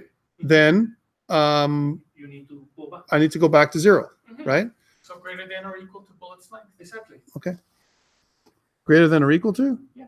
Yes. It's the same. Okay. You can leave it like that, or you can put equal and how's this? -1. That's okay. I don't mind this. Actually, equals is enough. Equal is enough. The grade that is just for safety. Yes. Yeah, that's all it is. Okay, so I'm fine with this. So current bullet index is greater than this, then this dot current bullet index is equal to 0, right? And then we want the next line, which is this dot current bullet is equal to bullets, this dot bullets, this dot underscore current bullet index. Yeah? That makes sense? I fire the bullet. This fires the bullet. This increases the index, checks to see if what's happening with the index, if the next index is out of range, right? And then if it's out of range, it sets it back to 0. So regenerates it back to the beginning, right? And then the current bullet is equal to this dot bullets, and I'm returning a bullet of what the new bullet is, whatever that is, whether it's the next one or whether it's the first one. Okay? And that's the fire bullet public method. Okay? And these only work with a great quantity of bullets, because if not, you have an risk to well, I have 100, right? Yeah. We don't know if that's enough. We don't know if that's enough. Maybe we need to make it 200, whatever it's going to be. 100. But I think 100 should be fine, because if I only fire bullets every 10 frames, right? Every 10 frames, and the bullet travels at 10 pixels per frame, then I only have, there's going to be way more than enough. Oh, no, I'm talking about the algorithm. Oh, yeah. Only works if you have lots of bullets. Yeah. Yes. Yeah. And we're going to probably, imagine that you put 10 bullets is not working. And exactly. And if you've got a bullet hell shooter, this is good, because then I'll instantiate 1,000 bullets, let's say, right? Mhm. Okay, so let's go back. So now, for every bullet that's in play, it's going to update, because maybe we're only going to call update on the bullets that are in place. This is good. This fires the bullets, and until it fires the bullets, it's going to be, they're going to be in their reset state. And then let's just look at the bullets for a second. Let's go back to the bullet object. Just want to look at the bullet object one more time to make sure that we're good, because I want to make sure that we didn't mess things up. So we have a speed and direction, and we set the speed by default, if I'm not wrong, to like 10. So here's my direction. Here's my is in play. Here's my start method. My start method sets the bullet speed to 10. Is in play is false, so it starts off as false somewhere off screen, right? The bullet could change of direction after shooting. No, it only gets direction. Why we need to multiply the direction for the speed every frame when we can prepare like a velocity vector with just once in the beginning, of course. So you put the Okay. Okay, maybe this is I mean, an optimization. Yeah. I mean, at the end of the day, all I've thought about here is when it comes to moving, I get the new position, which I multiply. The new position is a vector, sorry, a velocity, but I'm just doing it every time. I'm calculating every time. I should be only calculating it once. Exactly. Okay, so But this is no, I don't mind. We can do it now, but if we do it now, we have to think about, because I don't mind making a good bullet class, because we're going to need to make sure it's working properly. But here's my challenge. So we know it needs to happen once. However, it's going to be set in play. This is when it's going to be done. Whenever we set the bullet back in play, we need to calculate this. Yes. Okay. The It should be that is in play getter or setter. That's what it's going to be. Once we call the is in play setter, we set the we reset the bullet. So if not is in play, we set the bullet. If it is in play, though, we go to the next part here and we do that calculation. We say that the new position is, instead of new position, we call it the velocity vector. We make a new something up here, call it velocity. So we'll say private velocity is of type util.vector2. Oops. Okay. And we say that when is in play, we can say that this dot underscore velocity is equal to this. I'll just X this out. And then we never have to do the move. We'll just call this dot underscore velocity, whatever the velocity is. Right? Okay, now you need to go to the fire bullet. Hold on. Uh-huh. How you mean? So we have a direction and a speed, right? A direction and a speed gives us the multiply the direction by the speed. So that'll give us the vector velocity vector, right? Because the direction will be 1 or -1, right? Multiplied by the speed. So that'd be like -10 or +10, right? And then what we'll say is we add -10 or +10, the velocity every move, right, to the new position. That's what it'll do. Whew. Right? But now, there is a problem. What's the problem? What's the problem now? If you go to the fire bullet, Mm-hmm. the last part that you need to do is change the is in play to true. I think I did that, but let's check. No, you in the order. The direction should be before. So direction. One line up. So be here, and then is in play and true. So we want. Because it's Oh yeah, it makes sense. Spawn point direction, and then is in play. All right, I'm good with that. Are you okay with this? a property. Yes, because it's a property and Yeah, and then one depends on the other one. Are you okay with this? Whew. Okay, so this is good, but in order for us to test this thing, we worked hard on this bullet manager thing. Let's go back to our index.html and add the bullet manager in play. Now, bullet manager needs to know about bullet. So going back to managers, we need to say that, and collision might need to know about bullet manager. So it's going to be between collision and scoreboard. Script, source, scripts, managers, / bullet. Okay, so that adds the bullet manager. Let's add that to GitHub, whether we tested it or not. So we'll say added bullet manager class. Cool. Now let's implement it. Finally, this is the thing that happens, right? But it's a better system, right? You got to think about what we've just done. We've created a management system that manages all of our bullets in our game, and that's reusable, right? Because I can use the same bullet manager for level 2, level 3, level 4, level 5, however many levels I have. And I don't have to recreate that code all the time. It's done for once, right? And that's a real advantage, right? That's a pattern we want to kind of replicate as much as we can. That kind of reusability pattern, if you will. All right, now let's go to our play scene. Again, let's rethink this now. Okay, so now we want to add a bullet manager here. So somehow. So we're going to maybe add it at the bottom. So we'll say private bullet manager is of type managers.bullet. There we go. Makes sense readability wise. We have to instantiate it, right? The way we made it, the way we made the class, we have to instantiate it, okay? Because we do a lot of setup and all this other stuff. It's different than the other ones. So now we did all this, and as soon as we go, before we get to main, way at the bottom, we'll say that this dot underscore bullet manager is equal to a new managers dot bullet. This is instantiates a new bullet manager. And you got to think what the bullet manager is. The bullet manager is like a bullet factory in some ways. It's kind of like that.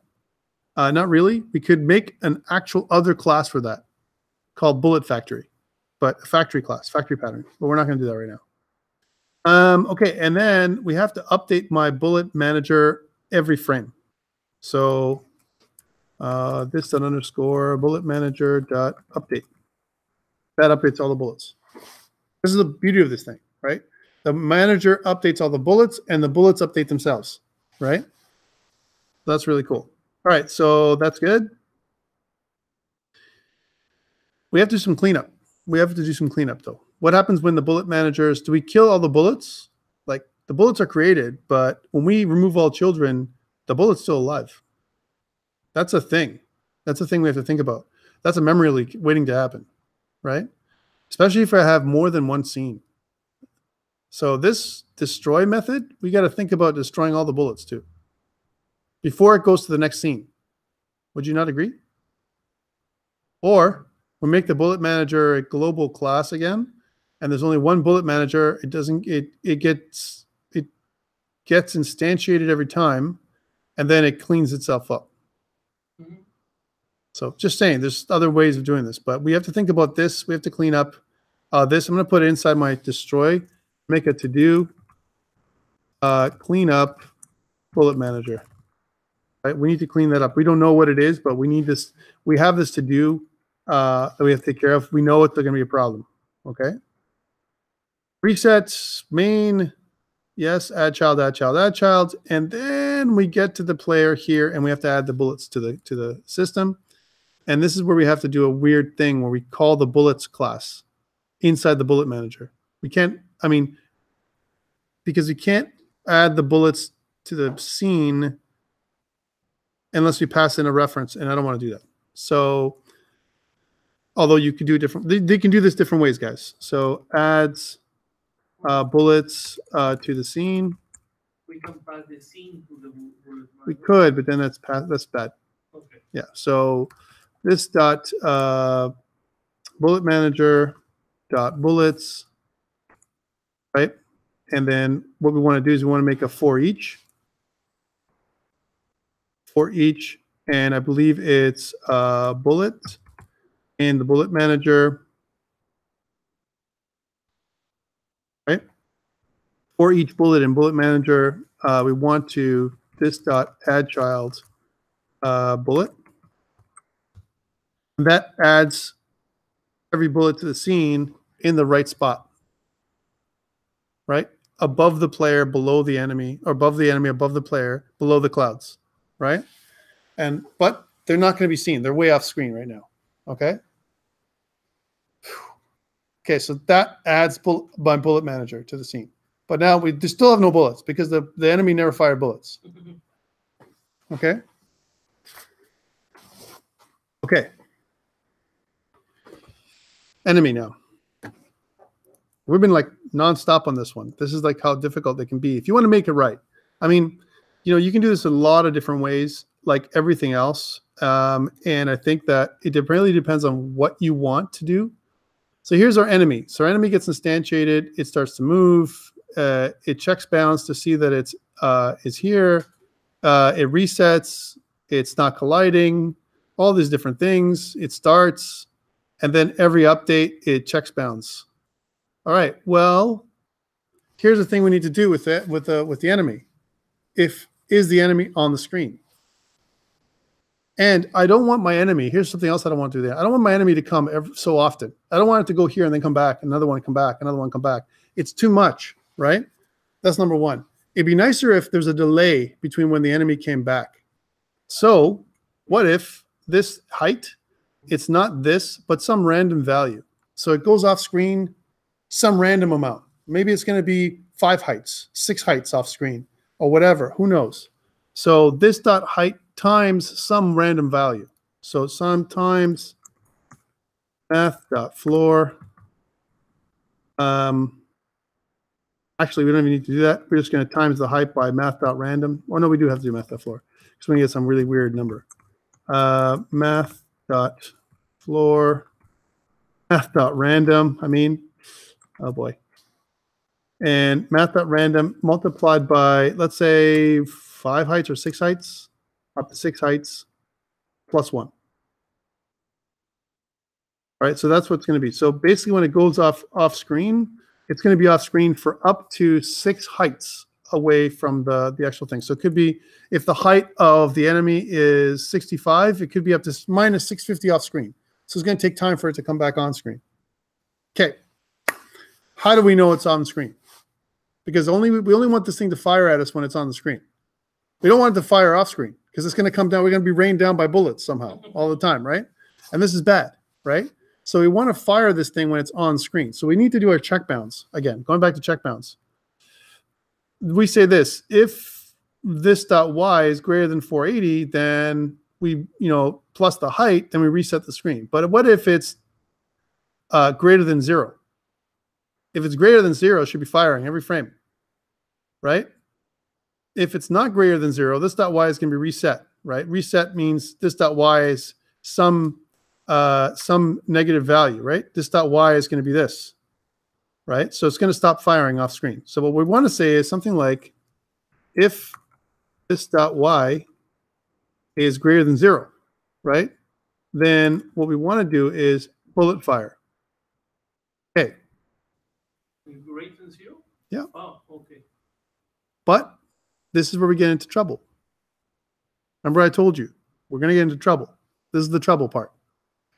We want to fire the bullet from the bullet manager, but the bullet manager is in our scene, not in our, we have no access to the bullet manager from my enemy.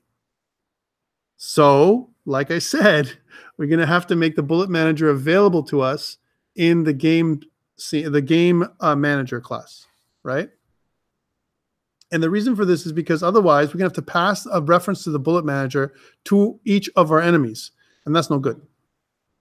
So going back to this, now this is like making a bullet manager a singleton again, right? We didn't quite make it a singleton, but it's like we're making a bullet manager a singleton. So I'm going to go back to my game. Like the scoreboard.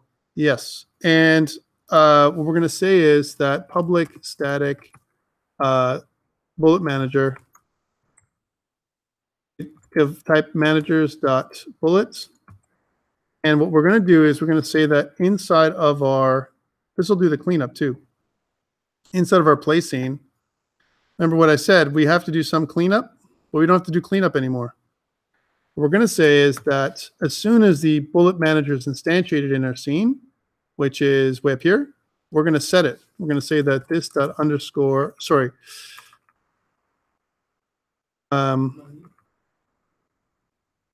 game,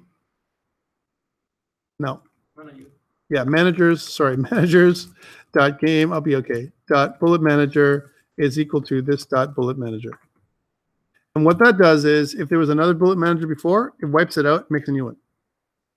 However, it doesn't kill all the other bullets.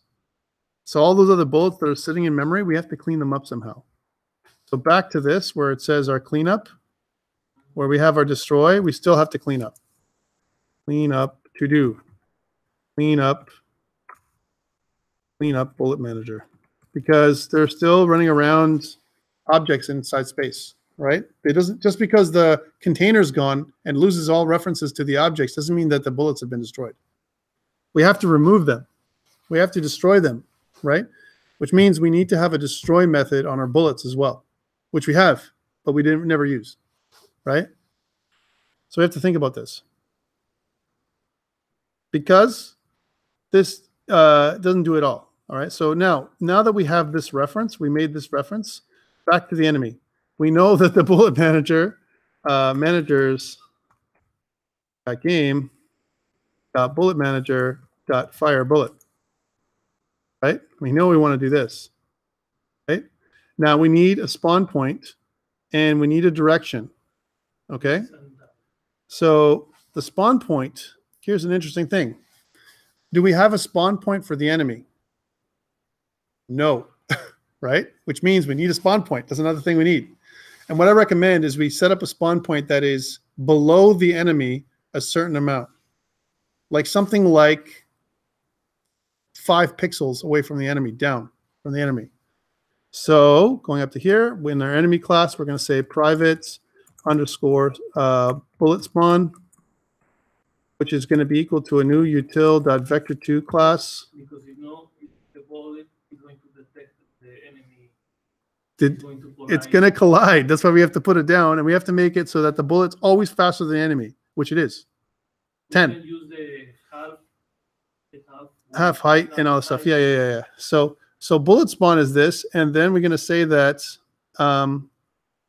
inside of our start method, when we reset the thing and reset our stuff, we're also going to set for the first time this dot underscore bullet spawn is equal to a new util dot vector2 object, and it's going to mean the x and y of the bullet.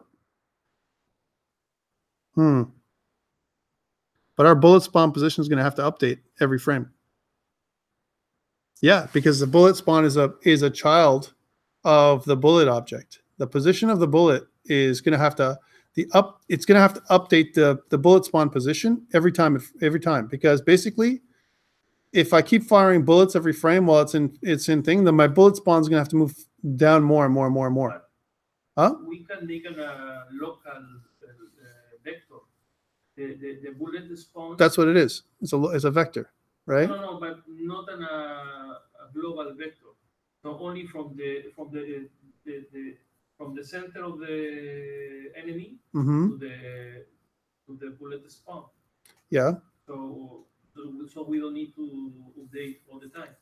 But when we need to apply, we need to add addition. Okay.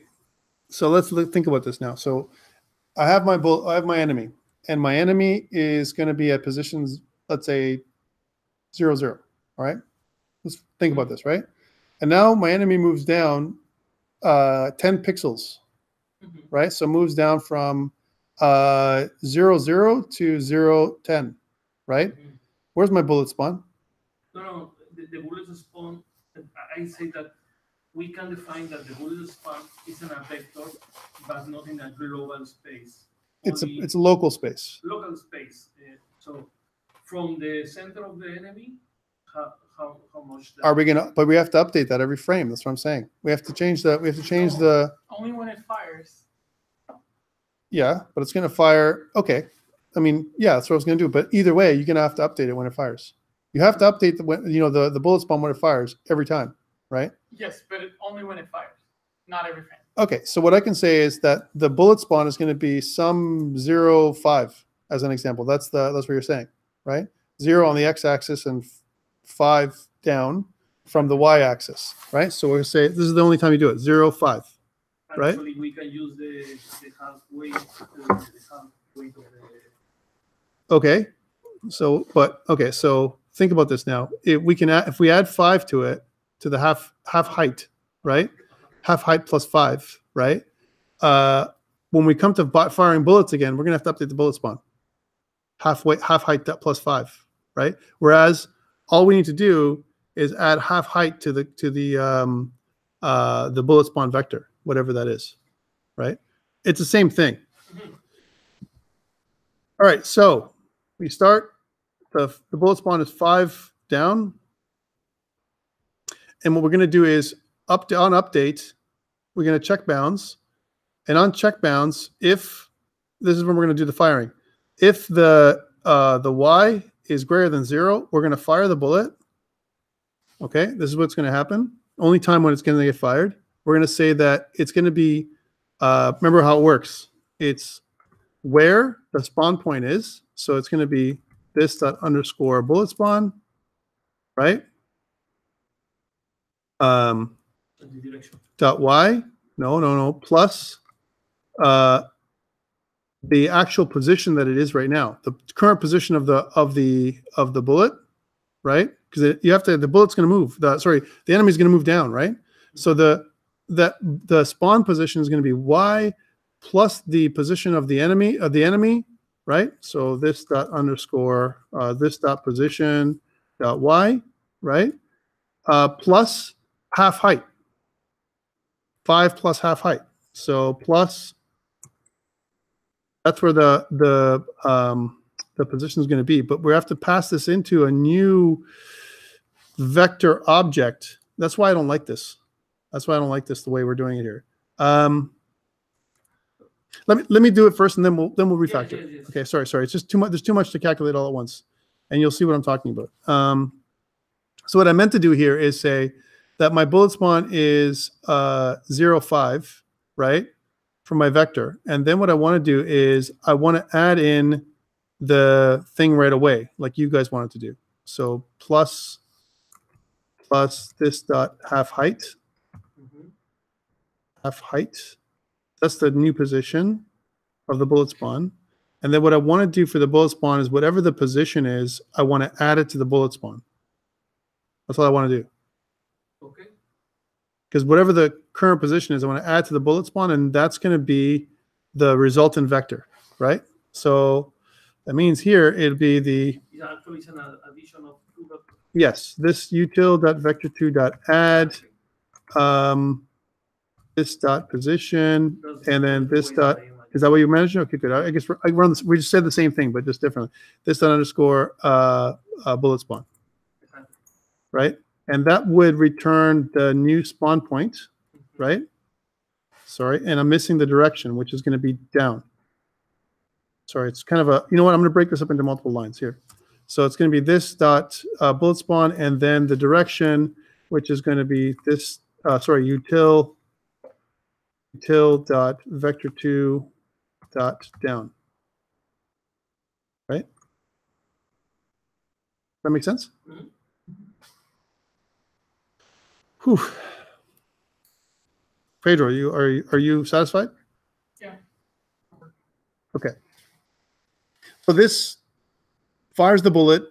It gives you the position and the location, the direction, does all the stuff, and only when this happens. But this is going to happen every single frame. This is too fast. So we're going to have to say that it's this plus, we're going to want to do every 10 ticks, every 10 frames, right? Something like that. And we don't know if 10 frames is too much or too little, but for now, what I want to say is something like this. I want to say and actually I want to do it first. I want to say check to see if it's 10 frames before you do the other part. Every 10 frames, check. It's better this way. I'm going to say that. Like a modal division? Yes. I'm going to say that create.js dot ticker dot get ticks, right? Percent 10 is equal to 0, right? Which means that every 10 frames, get ticks returns the number of ticks. Maybe it's faster. Yeah, I don't know if this is right. I don't know if this is right or not. We have to test it and see if it's okay. And then now it's slow enough that we know it'll fire every 10 frames. By the way, we haven't tested anything yet. We don't even know if it's going to even happen. None of this might happen. We might get 0, nothing. The thing might blow up. You know, we don't know. Oh, yeah, because we didn't check anything yet, right? Okay, so we fire bullets, and we keep checking to see if this is greater than y. Both those conditions must be true. And then if it's not, we don't fire any bullets anymore. Okay, let's check this out and see if it works. Start. I got no bullets. I got no bullets. I got no bullets. Okay. Still dies. I'm still good.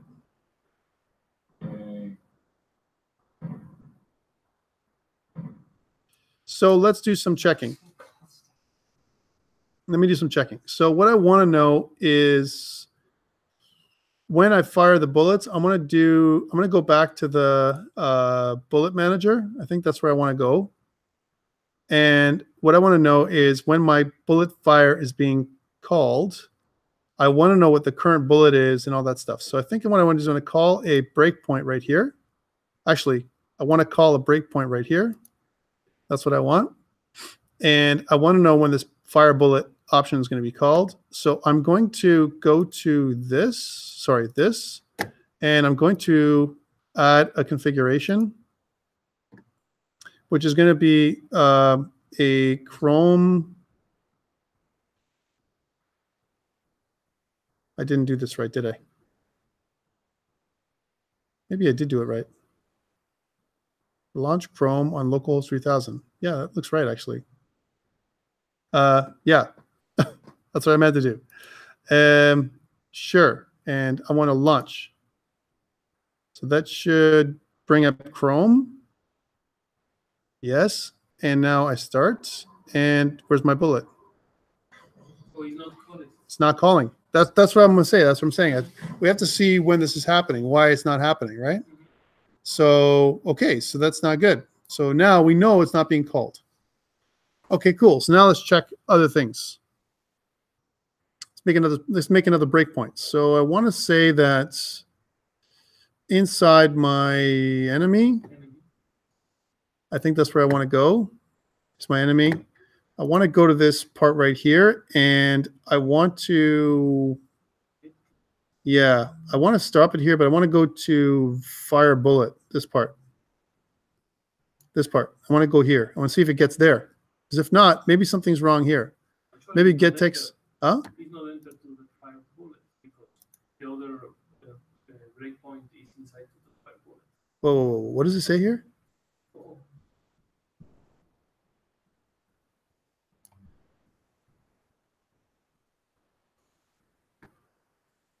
Position undefined.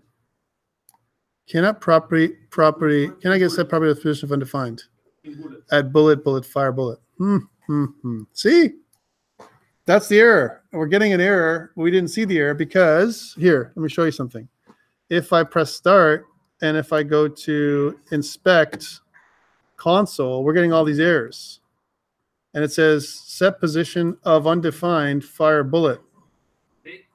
So the position of the bullet class is not defined. That's what it is. The position, we had this problem before, remember? The position was never defined. We have to update the position every frame because the position didn't get updated every frame somehow. The position of the bullet has not been defined. The position cannot set property of undefined. It says fire bullet position is not really something. So if I look at bullet.ts, It's looking right here. Current bullet dot position. This position is undefined. I'm going to stop recording for a second, guys, and I'll be right back. And we'll keep recording.